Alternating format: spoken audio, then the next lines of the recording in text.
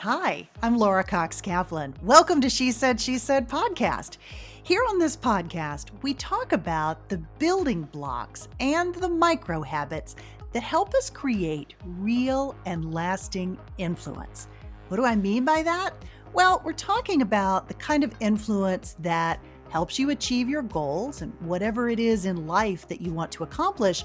But perhaps most importantly, it's the type of influence that helps you create real impact and that enables you to truly thrive.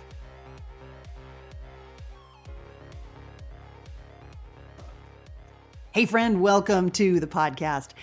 Here's the question to start us off today. Have you ever felt intimidated or maybe overwhelmed by the topic of money? Maybe you were a little too embarrassed to ask the questions you needed in order to get the answers that you were looking for.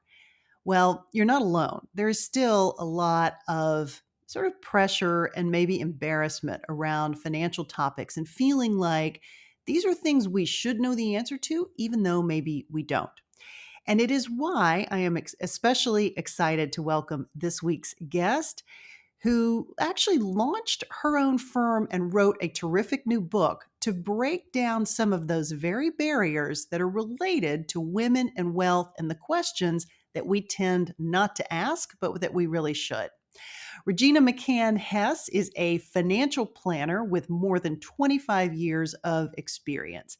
A particular area of her expertise is helping women like us take control of our financial futures.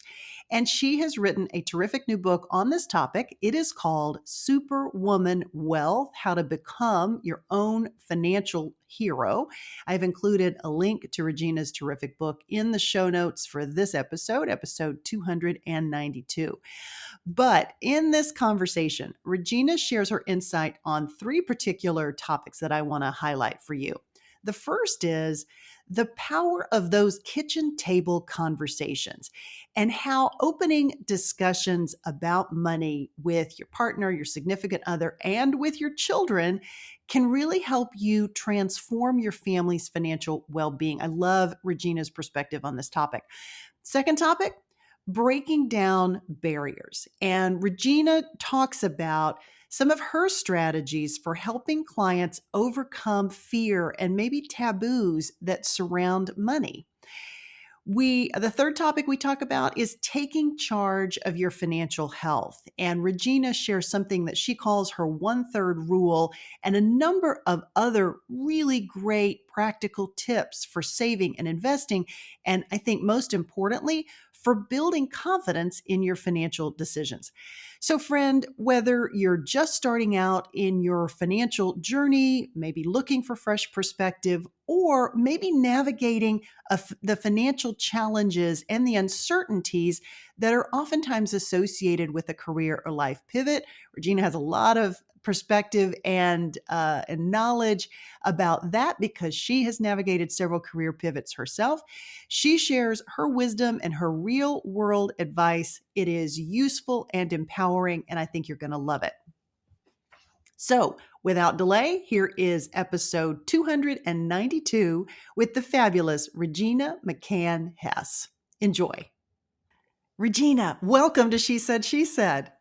Thank you, Laura. I'm so excited to be here. Well, I am so excited to have you here and to return the favor because you were so kind to have me on your fabulous podcast, Women and Wealth. Yeah, it was great. You were a great guest, and I'm super excited to be on your show now. Well, you're so nice to say that. We had a great conversation, but I am really excited to dig in with you today because you've had a really exciting development. You have written a book based on your experiences, both on the podcast in working with women as a financial planner. So I'd love for you to talk a little bit about why it was important for you to write this book. Working with women over the past 25 plus years, I have seen so much from all different angles, obviously, and what I have experienced myself growing up and becoming a woman and living in different phases of our lives. But, women tend to shy away from the financial topic. And it stems from when we were little, right? We were told, at least in my generation and my mom's generation, hey, don't worry your pretty little head about that. Dad or your husband or your brother will take care of it for you. So, one of the reasons I wrote the book is to have women become part of that conversation and to get more comfortable with it. Yeah. So I know that you are about my age. We're women in our 50s ish, right? Yeah. Yeah. So there are some generational aspects associated with this, but maybe talk a little bit about what you're seeing from women that are, 10, 15, 20 years younger than we are, who are beginning to, manage their own finances, to, begin to think about these topics. Is there a difference in what you're seeing now, generationally? Yes and no. I am still sadly sometimes seeing that when women get married, they just hand it over to their husbands. I mean, they've handled it until they got married because women are getting married later in life Mhm, than when we did. So they're handling all that, and then they get married and they hand it off. However, it's not all women. So I'm also seeing it. So it's a nice split. I'm mhm, also seeing because women are getting married later, and men too, obviously. They are both going into marriages or partnerships with their own bank accounts and mm, keeping their own bank accounts. And then what they do is create a bank account that is a joint where they both put money into to cover the bills. And I kind of like this because it still keeps them accountable for mhm, everything that they're responsible for. And, if there's, here's your portion of the bills, here's my portion of the bills, and what you do with that extra money is really your business. Now, you can choose to save it, you can choose to spend it, but at least it's their decision. And they get to sure. make that decision. And the other thing that's happening here, which I think is the biggest part of this, is that they're having what I call kitchen table conversations. Because in Mm. order to figure out what you need to put into that joint account every month, you have to talk about it, which is the key aspect, I think, of getting women more involved in finances. Yeah, yeah. One of the topics that I love that you talk about in the book relates to really the psychology around money, how we've been taught to think about it potentially. And again, it was more typical maybe of women of our generation and even women who are a little older to not talk about money. It was really a taboo topic, but that has not completely gone away. Maybe talk a little bit about what you're seeing and maybe talk about how to break through that psychological barrier that sometimes exists.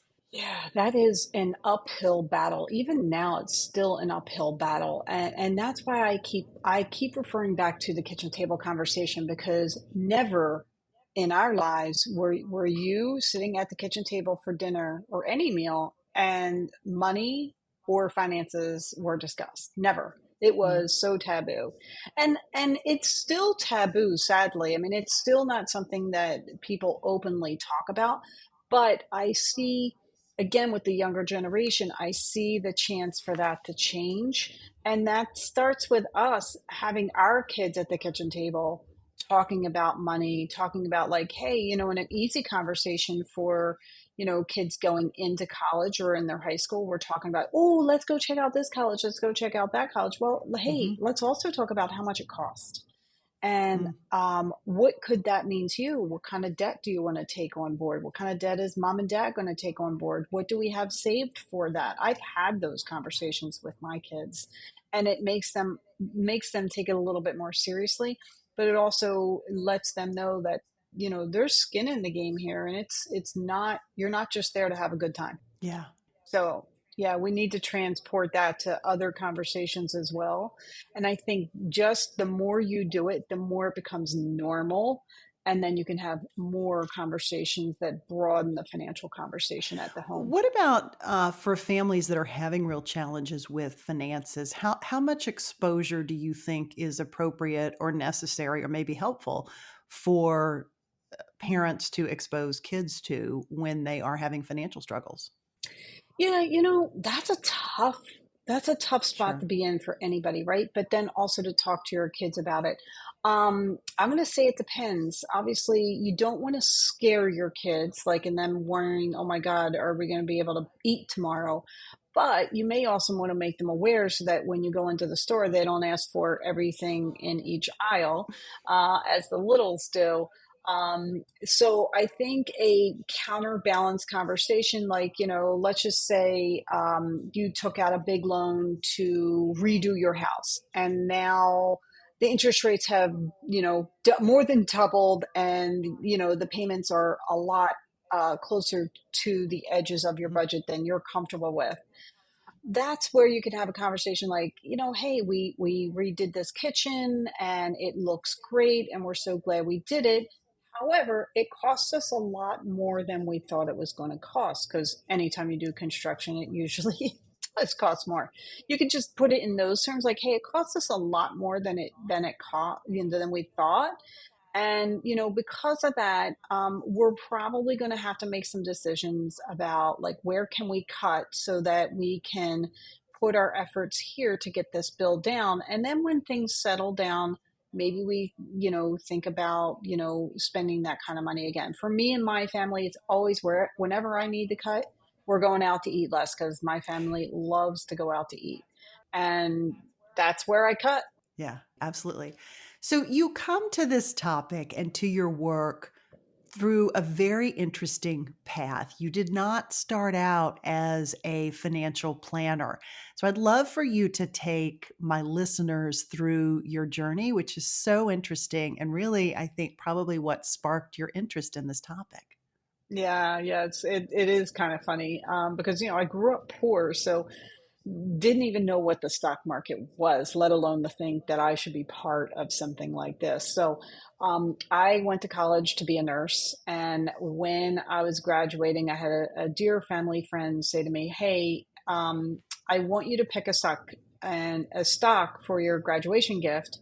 And I want you to tell me, you have to do all the research. You have to pick the stock. You have to tell me why you should own it. And I want you to, give me some background on it. Well, here he had been trying to talk to me about the stock market for years. And I was just like, oh, God, that's not my deal. So long story short, he created a monster. And I was enthralled once I did this little project, and I said, oh, I went back to him and I told him, hey, here's the stock I want to own. And, I kept it in the healthcare industry because that's where I understood things. Right. So Mhm. I felt comfortable doing that. And then when I graduated college, I went off to be a nurse, and I was a nurse in critical care, cardiothoracic unit, where we would do, we would take the patients right out of open heart surgery, or we also had medical patients who came in with heart attacks. So we were like seriously taking care of your life, right? Um, Absolutely. and then, but while I was doing that, I went back and took some business classes, because I was like, wow, this is so interesting, and it's something I've Mm. never really thought about. So Mhm. fast forward a couple of years later, I was just in love with it, and things were changing on the healthcare side. I felt like they were taking so many things away from us. I said, well, I have nothing to lose. I'm going to try to go into this field. And if I fail, I have this to fall back on. But, I'm Mhm. Irish. So, I'm stubborn and I refuse to fail. So I figured I'd throw enough pasta at the wall, and something would stick and I'd survive. Yeah. But yeah, so I used to take care of people's physical health, and now I tell people I take care of their financial health. That's amazing. That's absolutely You know. amazing. When you think about your interest in investing and kind of what sparked your interest, you said something really interesting in that you were, originally you were investing in stocks that were in the healthcare space. Maybe talk about how you use that experience to encourage or inspire your clients to maybe take investment risks that might not come as naturally to them. I've had other women investment professionals on the podcast, including some women who are doing really creative stuff in this space of inspiring women to invest in other women and other female-owned businesses and things like that. But maybe talk a little bit about kind of how you go about getting them to dip a toe in the water if maybe they're a little risk averse, even if they have the finances to actually invest. Yeah. Well, it is always a careful conversation because you don't want to push somebody, but you want to gently nudge maybe or lead them Mhm. into doing what they need to do for themselves. And I think it starts with education. Like I said, I use healthcare companies to stay within my comfort zone, and I try to, when I'm working with somebody, I find out about their passions and what makes them tick and what are their values. And those are areas that I use to help them get comfortable with what they're doing. Because if they hear that you care about them and that you care about what's important to them, then they're going to pay a little bit more attention and be a little bit more open to the conversation. So that's the first place that I start. And it could be somebody who's in pharma, biotech, or energy. It just depends on what their background is. And I think it's also important to note that women will do well if you educate them and build their confidence. And I think Mm, that is the biggest problem that we face. We don't have the education, we don't have the confidence to be part of that conversation. But if we take the time to educate women and build their confidence, I mean, the statistics show that once they have that confidence, they actually do better with their financial planning and stick to their plan more so than their male counterparts. So, that's where you interesting. start. You start with what their comfort zone is, you educate them, you build their confidence. And boy, I have seen them take off because they just get it and they're like, all right, I'm in. Yeah. Let's dig into that topic of confidence just a little bit. How do you build their confidence? It's funny how you build their confidence. It kind of goes back to education again because we're not, like, none of us, men, women, none of us are educated on basic finances, like how to balance a Uh-huh. checkbook, how to do all that. I mean, it's sad. Schools don't teach that, but you can go to college and take winemaking classes, but there's not your basic how to be an adult financially. Right. Sure. So I start with that. And the biggest problem that men and women face, but a lot of women face this, is jargon. People in my industry speak to potential clients or clients in jargon because we live in our own world and we have our own language. But the problem is when you speak to somebody in a different language, they don't understand what you're saying. The second problem is when they go to ask a question for you to clarify, they are spoken down to Mm, and they're mhm. made to feel stupid for asking the question. So, do you think they go back and ask more questions? They don't because they're made to feel Mhm. like stupid. So, it goes back to, not just education, but making them feel part of the conversation, using normal words. You don't use jargon. You speak to them. Eye contact is really, really important when working with a woman. And if you're in a room with a husband and a wife, you have to give the woman way more eye time than the male because she's going to only feel a certain part of it.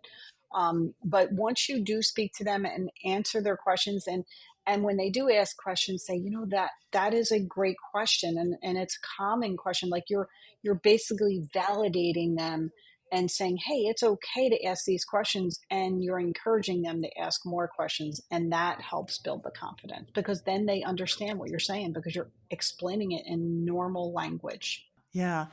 How did you come about sort of these observations, if you will? Because you've worked with women and men, you worked in Merrill Lynch when you first, I think, launched your career.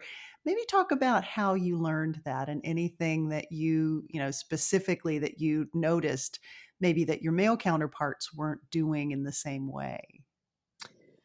Sadly, it was women coming to me as clients telling me their experiences. Mm, They're the ones who tell me how they've been treated, how they don't ask questions anymore, how they're spoken to, how they're scoffed at when they ask a question.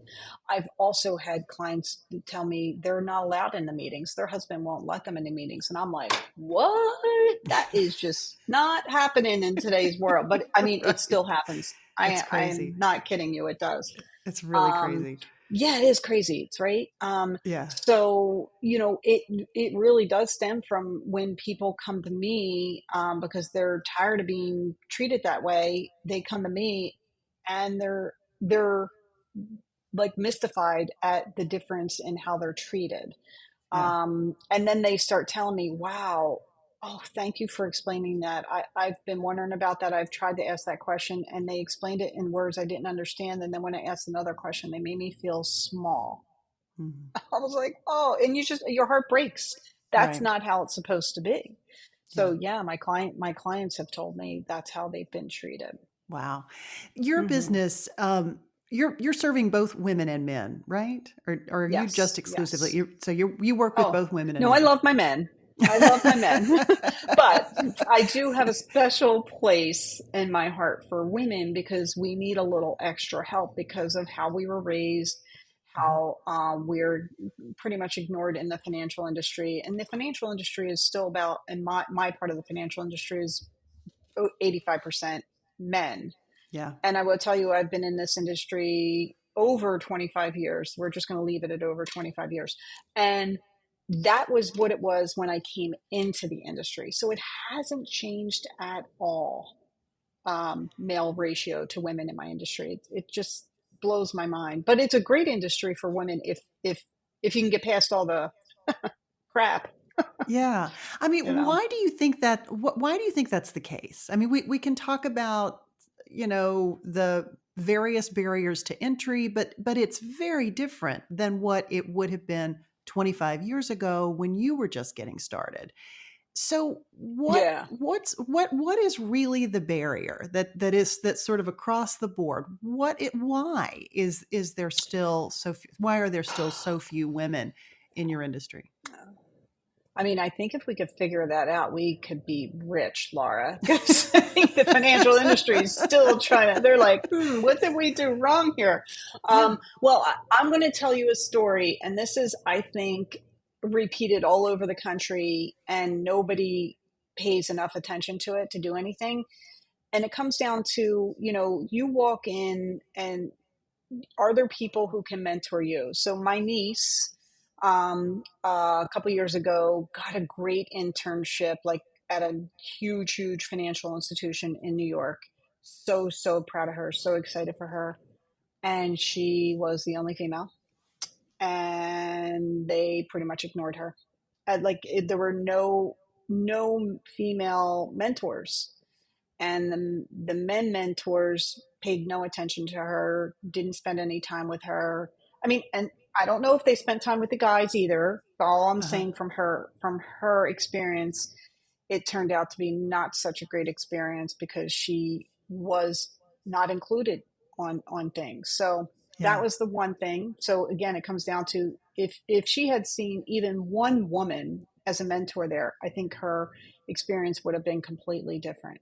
Now, fast forward 2 years ago, I think she graduated college and got a job at another major financial consulting firm, Mhm. national, amazing firm. Same thing. Yeah. She's the only female in her area, no female mentors, and she struggles day to day. I mean, we talk about it. We talk about it openly between Mhm. her mom and myself and her, and I try to mentor her from afar and just try to help her through it. And if there were more women in they if they those companies were smart enough to put more women in those roles, who are the type of women who are going to reach down and help, pull them up while they're pulling themselves up somewhere else. Mhm. I think women would be way more involved in the financial industry. But I think sometimes they leave the industry, even if they enter it, because it's not really a warm, inviting industry Yeah.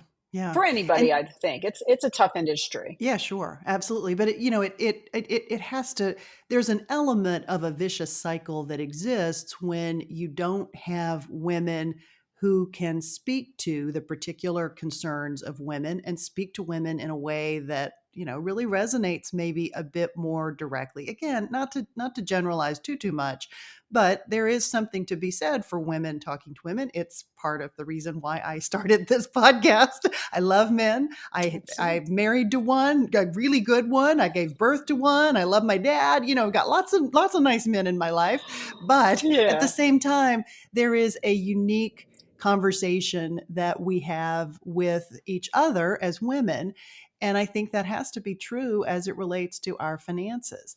Okay, let me get back into more of the substance of the book and some specific advice or maybe questions, thoughts that people should have, women should have as they are facing different phases in their lives, their 30s, their 40s, their 50s, and what they should be thinking about during those particular decades. Yeah, that is so true. And you don't think about that as you're coming up, right? You're just kind of doing things and getting through it. And then you get into your 50s and you're like, whoa, okay. Wow, I got different things to think about now. Right. Um, but it is true.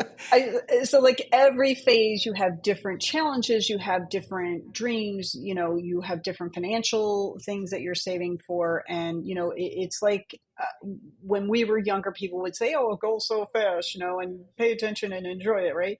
But it's also those same people saying, "Hey, start saving young because it's going to have more of an impact if you do it. The younger you do it, the more of an impact it has." And thankfully, I live by that, and I shout it from the mountaintops. Take care of yourself. Pay yourself first. Mm. And like the minute you get out of college, the minute you're allowed in that 401k plan, start doing it. And that's one of the ways that can help everyone, get a little bit saved for themselves.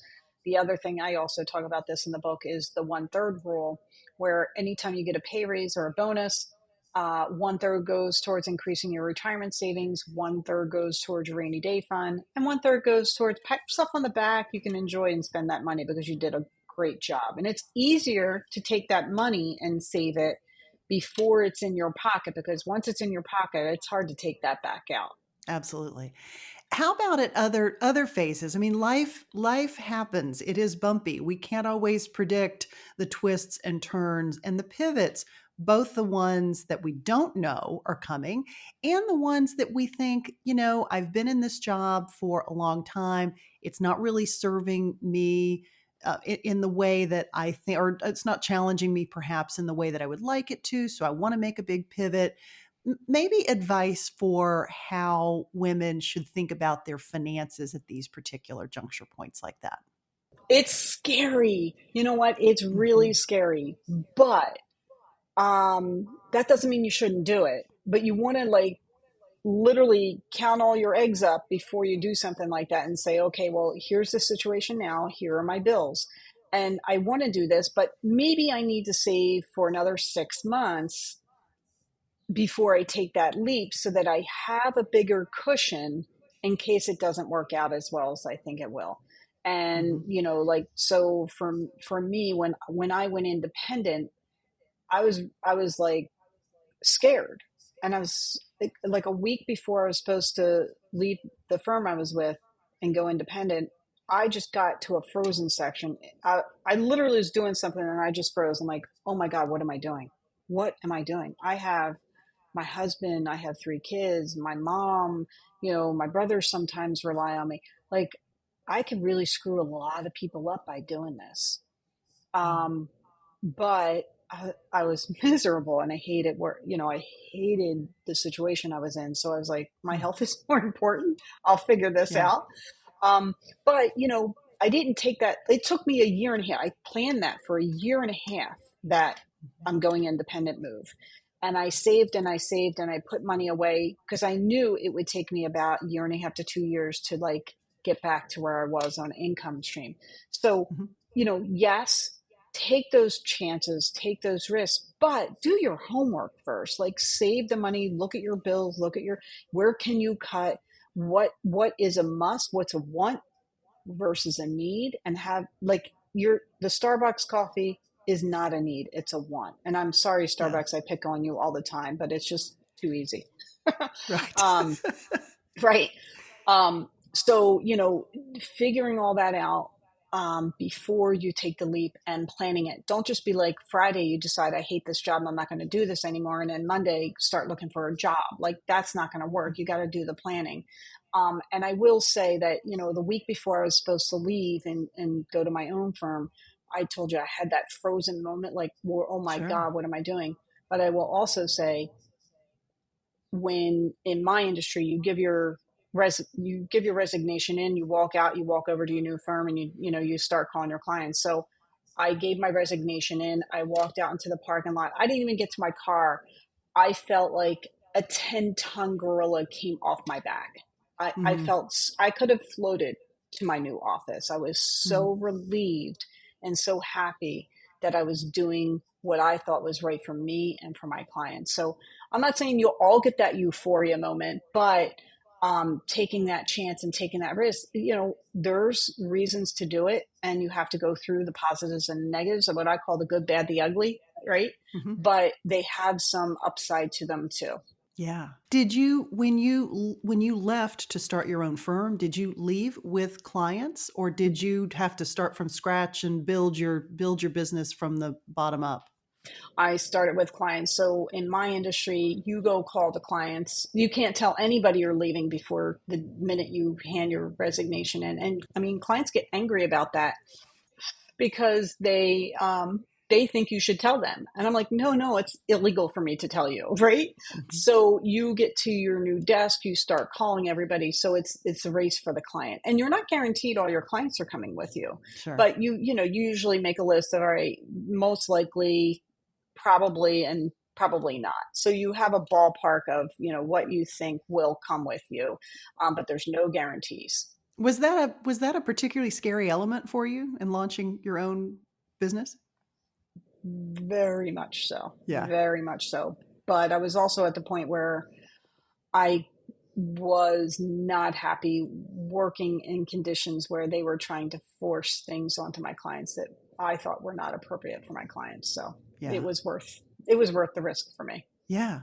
How about, Regina, advice for really helping the woman listening who's like, I wish I understood my sort of financial opportunities or maybe financial risks a little better than I do, but I don't know where to start in terms of really building my confidence, really building my understanding of these topics. What's your advice for her? Well, I will tell you, there's a ton of really good podcasts on all sorts of topics. I listen to podcasts every time I'm in my car. I listen to yours. I listen to a whole bunch of other ones, and I listen to them. I listen to a lot of financial podcasts, but Hmm. because I'm a geek, that's where I live, right? But there's podcasts that are more targeted to the like the end user, customer friendly, and not using jargon, and just talking about those basic budgeting and things like that. So if you go listen to podcasts, like, just go to the search bar and just put in, like, basic budgeting or basic investing, and you'll have a couple pop up, from beginner to advanced. There's Hmm. all sorts of levels of podcasts. I mean, my podcast, what I do is, like, I interview you, and then every other week I interview someone, and then the opposite week I do an educational podcast. Hmm. So I mean, mine are targeted to people, and I try to keep them, regular levels. So, I'm trying to help people as well. But there's podcasts that's all they do. So there's some really good options there. The other thing you could do is, community colleges sometimes offer, basic financial classes. And obviously, it's going to be relatively inexpensive to go to a community college class, and just take it for your own personal enrichment. Hmm. And it could really be a great way to spend some time for you and for your future. I absolutely love that. Regina, before I let you go, how about maybe one specific piece of advice that you give to maybe all your clients or most of your clients, something that you think people oftentimes overlook? Um, well, the pay yourself first is one of my most adamant, things that I try to tell people, because especially women, we take care of everyone else. Like, we get up, we take care of our kids, and by the time we get to our job, we're exhausted. Then we work our job, then we go home, and then we take care of our family again. So one of the first things I tell people is pay yourself first. And that's, the 401k plus maybe a little to the side for a rainy day fund. Because you're giving, and you're never thinking about yourself. It is okay to take care of you. Mm-hmm. And, financially as well as mentally and physically, it's okay to take care of you and put something into your savings account and your retirement plans. Yeah, I love that advice. I think that's terrific. Regina, thank you so much for joining me today, and congratulations again on the fabulous book. It is called Superwoman Wealth: How to Become Your Own Financial Hero, and it is fantastic. I will include a link to the book in the show notes for this episode. Regina, thank you. Thank you, Laura. It's fantastic. Fun. Hey, friend, thanks for joining me today for episode 292 with Regina McCann Hess. I would love to hear your feedback on this episode and maybe any questions that you are struggling with and maybe feel too embarrassed to ask. You can send questions to Regina, or you can send them to me, and I'm happy to share them with her as well. Also, I've included a link where you can purchase her terrific book. Again, it is called Superwoman Wealth: How to Become Your Own Financial Hero. I have also included a link to the conversation that I had with Regina last year on her terrific podcast, which is called Women and Wealth. If it's not on your list of podcasts that you normally listen to, you might want to add it. It is really terrific. She has great guests and shares a lot of great financial tips and wisdom, and I think you'll really enjoy it. One of the best ways that we can really build and sustain our influence is by making important investments in ourselves, like this one. So I'm really grateful that you're here with me today. In the meantime, friend, I hope you have a great rest of the week, and I'll talk to you again next week. And remember, She Said podcast is a weekly production of She Said Media. Take care.